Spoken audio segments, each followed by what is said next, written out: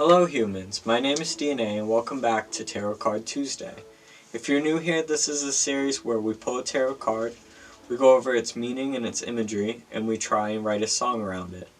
And it's just a way to kind of get our creativity going, and hopefully yours as well, because I would love to see your creations from, just the card's meaning and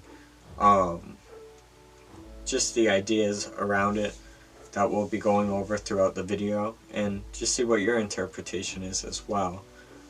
Before we start, the tarot card deck that we're using is Ethereal Visions Illuminated Tarot Deck by Matt Hughes. This is the deck I used for the whole first season, and of course the last episode too. We'll continue to use this deck. And other than that, I just wanted to say that on January 29th, which should be in a week from this video or two, January 29th, it's a Friday at 8 p.m. We're having a virtual concert. So I just want to throw that out in this video too, in case you're watching it on time. We'll be playing all of Through the Thicket, our EP that came out in June, and it will be in this live interactive version with live drums and vocals, with all the synths from the original EP. So that would be cool. Other than that, let's get back into Tarot Card Tuesday and pick a card. Let's pick a card. So, the card we're picking this week will be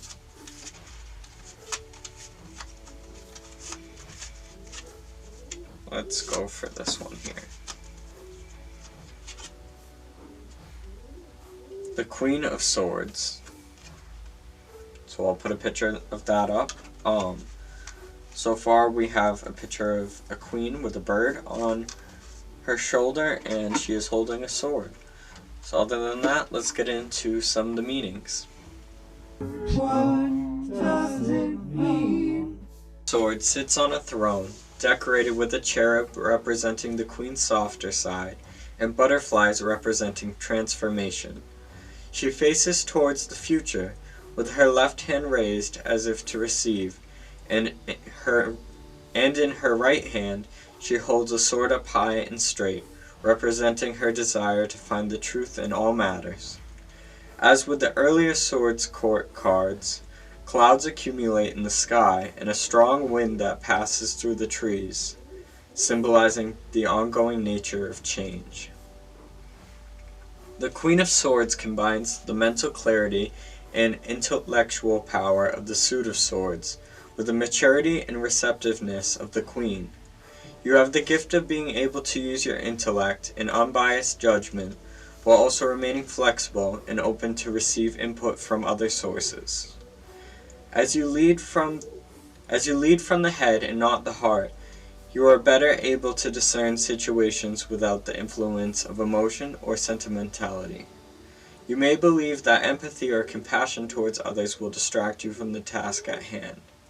Instead, you prefer to know the how, what, why, where, and when, and who of everything to help you make sense of your environment and better understand others.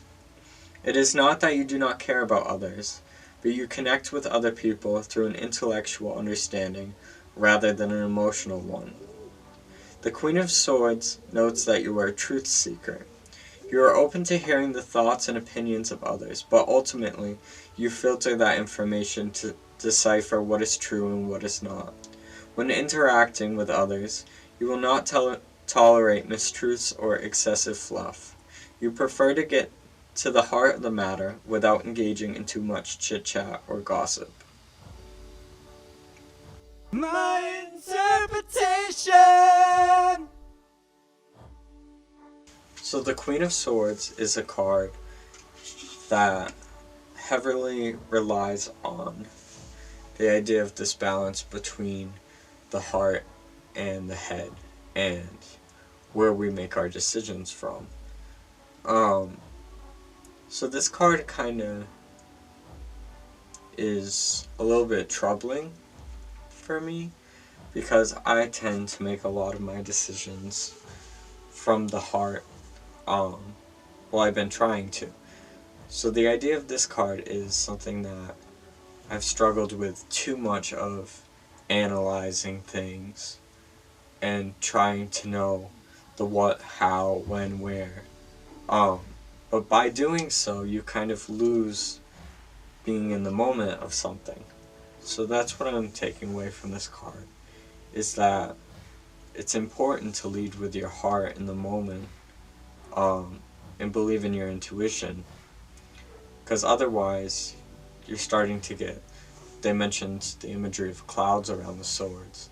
You start to get cloudy in your ideas if you're always coming from one end, always wanting exactly your outcome to come through. Because that's not the way life works if we're going to be equal to each other. We have to be at peace with our own decisions and others' decisions, in a way that it all balances out. I'm not saying, let someone step all over you. But there has to be a sense of justice in both cases, of both the head and the heart. The Queen of Swords seems to be a figure that is leaning more towards the intellectual property of things. And maybe this card actually comes as a warning to those who pull it, that we have to be coming from a very balanced place in between. So that's what I'm taking away from this card. Just to be wary of getting so stuck in one way towards your goal when there's multiple ways to it. In that there is a way to be balanced on your course. Translation? Wow. Musical structure. I did a little bit of writing, and I just wanted to get back to you about what's going on for the song. So the majority of the song is just going to be 4 different chords.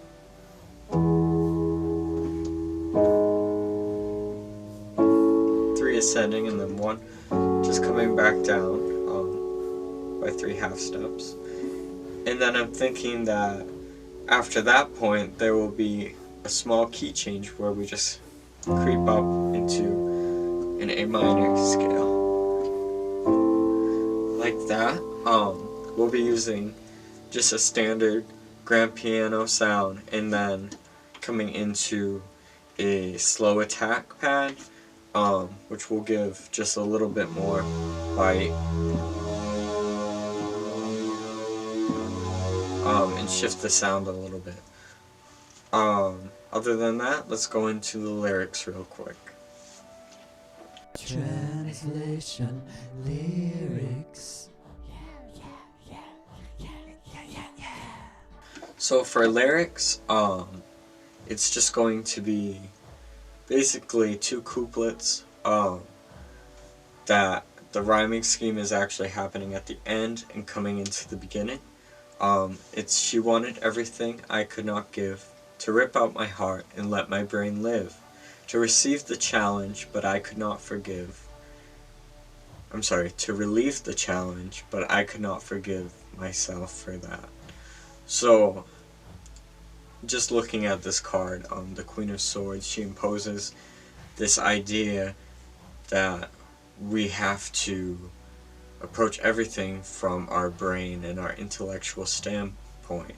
And I'm saying here that if I were to do that and abandon my morality and what I believe in, my intuition, that would be like a huge crime against myself. So that's what we're saying here, and in turn, it would be a crime against those I love to only act from one place and not both. So yeah, that's where we're going with this song. Let's do it. The creation.